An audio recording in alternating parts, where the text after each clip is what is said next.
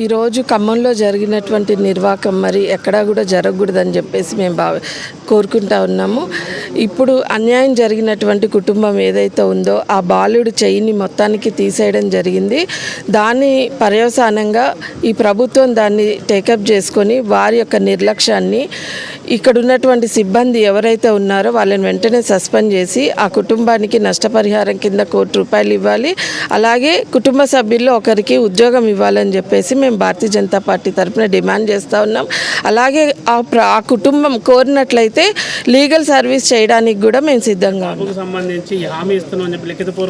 ఓరల్గా ఇస్తే ఫర్దర్గా అది కన్సిడర్ కాదు కాబట్టి వాళ్ళు లిఖితపూర్వకంగా ఇవ్వట్లేదు.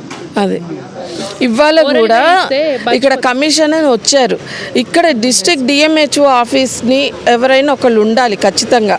వాళ్ళని ఎటువంటి వాళ్ళ ఇన్ఫర్మేషన్ వాళ్ళకి లేకుండానే ఎవరో వచ్చారు, ఏదేదో జరుగుతుంది. వాళ్ళు నిజమైన ఎంక్వైరీ టీం అవునో కాదో కూడా తెలియదు. చూపించట్లేదు. మేము ప్రశ్నిస్తే కూడా మేము 3 మెడికల్ కాలేజెస్ నుండి వచ్చామని చెప్పేసి చెప్తున్నారు. ఆ మెడికల్ కాలేజెస్ ఏవో కూడా పేర్లు కూడా బయట పెట్టట్లేదు. ఎందుకండి అంత దాపరికం ఎందుకు? మంచి చేయడానికి వచ్చినప్పుడు అదే జరుగుతుంది. ఇక్కడ ఏదో లోపలైతే గుడుపుటాని జరుగుతుంది. ఈ కేసుని పూర్తిగా పక్కదోవ పట్టించేసి ఆ కుటుంబానికి అన్యాయం చేయాలని చూస్తున్నారు. కానీ మేము భారతీయ జనతా పార్టీ తరఫున అయితే మేము అలా ఊరుకోము. ఖచ్చితంగా వారికి న్యాయం జరిగేంత వరకు మేము వారికి తోడుగా ఉంటామని చెప్పేసి తెలియజేస్తూ ఉన్నాం.